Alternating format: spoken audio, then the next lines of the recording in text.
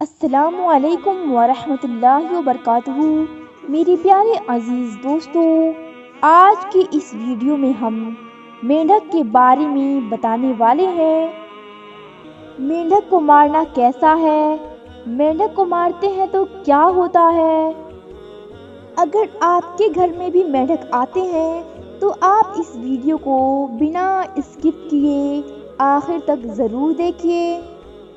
دوستوں، ویڈیو شروع کرنے سے پہلے اگر آپ ہمارے چینل پر نئے ہیں تو ہمارے چینل کو سبسکرائب کر لیں اور ساتھ ہی لگے بیل آئیکن کو کلک کر لیں تاکہ ہماری آنے والی ویڈیوز کی نوٹیفیکیشن آپ تک پہنچ سکے۔ میرے پیارے مسلمان بھائیوں بہنوں، پرانے زمانے کی بات ہے، یمن میں ایک نوجوان شخص رہتا تھا جسے جانوروں سے بے حد نفرت تھی، یعنی اللہ پاک کے مخلوقات کو وہ بیکار سمجھتا تھا۔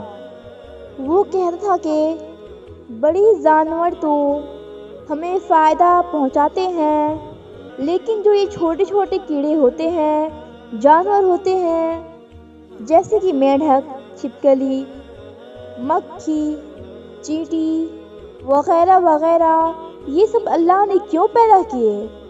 آخر ان کو پیدا کرنے کا مقصد کیا ہے؟ یہ چھوٹے چھوٹے جانور کسی کام کے نہیں ہیں، الٹا ہم ان کی آوازوں سے پریشان ہوتے ہیں۔ وہ مینڈک کے بارے میں یہ کہتا تھا کہ اس کی شکل بالکل چھپکلی کی طرح ملتی جلتی ہے، کہیں یہ اسی کے خاندان کا تو نہیں۔ وہ مینڈک کو بھی سمجھتا تھا کہ اس کو بنانے کا بھی کوئی مقصد نہیں ہے۔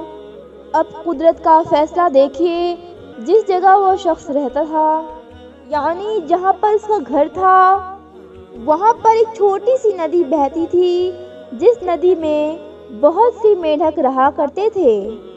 اب مینڈک کی آواز تو آپ نے سنی ہی ہوگی، ٹر ٹر جیسی آواز نکالتے ہیں۔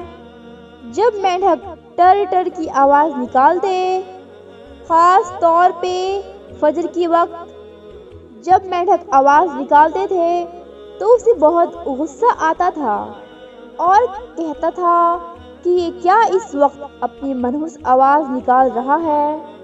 اس کی نظر میں تو وہ منحوس آواز تھی، مگر اسے کیا پتا کہ اس آواز میں کیا ایسی راز ہے۔ اس طرح وہ اپنے گھر سے نکل کر ان بے زبان مینڈکوں کو مارنے جایا کرتا تھا، لیکن ان کی تعداد دن بدن بڑھتی جا رہی تھی۔ مینڈک ندی سے باہر نکلتے اور اچھل کود کرتے کرتے اس کے گھر میں داخل ہو جاتے تھے، لیکن اس شخص کو مینڈکوں سے سخت نفرت تھی۔ وہ تو مینڈکوں کو بس مارنا چاہتا تھا۔ ایک دن اس نے ایک طریقہ سوچا اور تمام علاقے میں جہاں مینڈک رہا کرتے تھے، گھاس وغیرہ جو وہاں پر موجود تھے، اس شخص نے ان گھاسوں میں آگ لگا دی۔ مینڈک جو وہاں موجود تھے وہ وہیں خاموشی کی نیند سوتے رہے، یعنی وہ سب جل کر مر گئے۔ وہ شخص بہت خوش تھا کہ میں مینڈکوں کو ختم کرنے میں کامیاب ہو گیا، اب مجھے ان کی آوازیں پریشان نہیں کریں گی۔ روزانہ ان کی آوازیں سن سن کر میرے کان پک گئے تھے۔ رات جب وہ سویا تو صبح فجر کے وقت اس کو خواب میں ایک مینڈک نظر آیا۔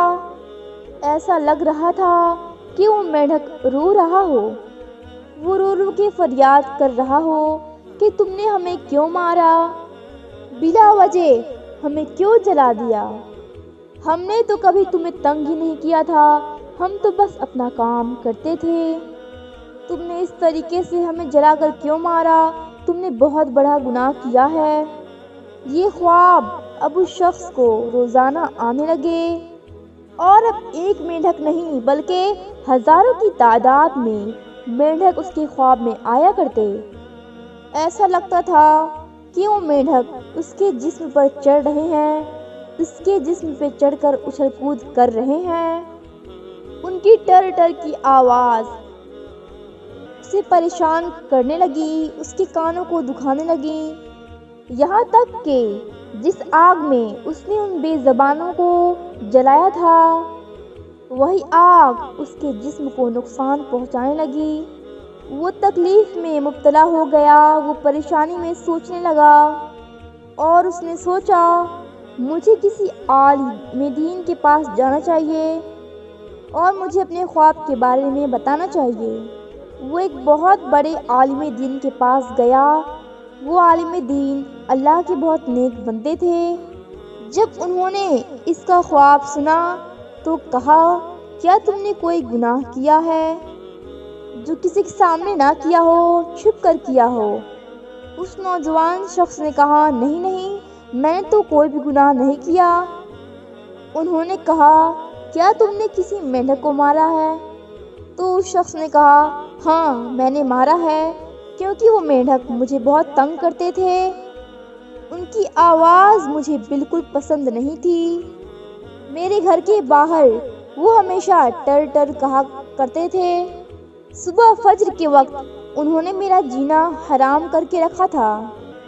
اسی وجہ سے تنگ آ کر میں نے انہیں جلا کر مار ڈالا ہے۔ کیا میں نے کوئی گناہ کر دیا؟ تو بزرگ بولے، تم نے کوئی چھوٹا موٹا نہیں بلکہ بہت بڑا گناہ کیا ہے۔ جس مخلوق کو تم نے مارا ہے، کیا تمہیں پتا ہے کہ وہ اللہ تعالیٰ کی ننھی منھی مخلوق اللہ کی تسبیح بیان کرتی ہے؟ ہمارے پیارے نبی صلی اللہ علیہ وآلہ وسلم نے اپنے حدیث مبارک میں مینڈکوں کو مارنے کے لیے سخت منع کیا ہے۔ یہاں تک کہ کوئی ڈاکٹر، کوئی حکیم، کوئی دوا مینڈک کو مارنے کے لیے بنائے جو انسانوں کو فائدہ ہو تو اس کے لیے بھی حضور پاک صلی اللہ علیہ وآلہ وسلم نے سخت منع کیا ہے۔ میں تمہیں ایک واقعہ سناتا ہوں۔ پھر عالم دین نے اس نوجوان شخص کو ایک واقعہ سنایا، حضرت داؤد علیہ السلام اور ایک مینڈک کا واقعہ، جو 70 سال سے لگاتار اللہ کا ذکر کر رہا تھا اور اس عرصے میں وہ ایک بھی بار اللہ کے ذکر سے غافل نہیں ہوا۔ اللہ کے نبی حضرت داؤد علیہ السلام نے اس مینڈک سے بات کی تو مینڈک نے انہیں بتایا کہ کس طرح سے وہ اللہ کا ذکر کرتا ہے۔ اس کے بعد وہ عالم دین اس نوجوان شخص کے کہنے لگے، ہر بے زبان اللہ کا ذکر کر رہا ہوتا ہے۔ جس ٹر سے تم نفرت کر رہے ہوتے ہو وہ اللہ کا ذکر اور پاکی بیان کرتا ہے۔ جب تمہارے پاس فجر کے وقت ان مینڈکوں کی آواز آتی تھی وہ اللہ رب العزت کی وحدانیت کا بیان کر رہے ہوتے ہیں۔ پھر وہ اس سے پوچھنے لگے، کیا تم مسلمان ہو؟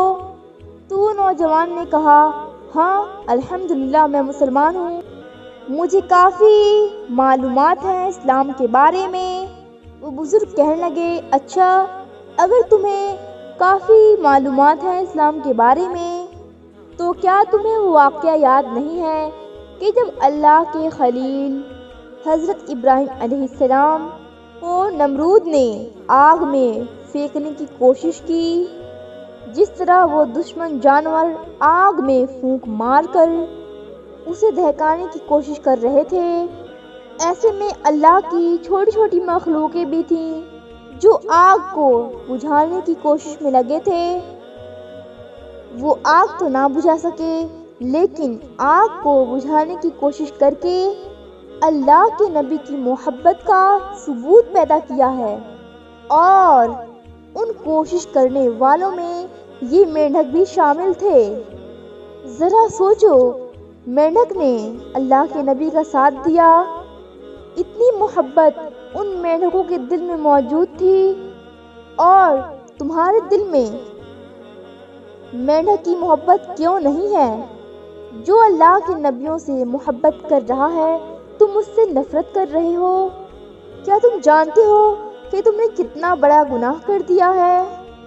اگر تم انہیں اپنے علاقے سے ہٹانا چاہتے تھے تو اس کا کوئی اور بھی طریقہ تھا، یا تم اتنی خبر رکھتے ہو اور مسلمان ہونے کا دعویٰ کر رہے ہو تم کو ان کی آوازیں جو ٹر ٹر بولتے ہیں اتنی اچھی لگتی، وہ تو اللہ کی تسبیح بیان کرتے ہیں۔ اب میں تمہارے لیے کچھ نہیں کر سکتا ہوں، اب تم توبہ استغفار کرو اپنے گناہوں کے لیے، تبھی تمہیں معافی ملے گی۔ یہ سن کر وہ نوجوان وہاں سے روتا ہوا واپس چلا گیا اور خود سے کہنے لگا، میں بہت شرمندہ ہوں، میں بہت بڑا گنہگار ہوں اور میں خود کو مسلمان کہتا ہوں۔ مجھے تو خبر ہی نہیں اس بات کی، میں تو سمجھتا تھا کہ یہ حقیر سا ایک جانور ہے، حقیر سا ایک کیڑا ہے۔ میری نظر میں تو اس کی آواز بالکل پسند نہیں تھی، میری نظر میں ان کا اچھلنا کودنا بہت برا لگتا تھا، اور کہنے لگا، اے اللہ مجھے معاف کر دے۔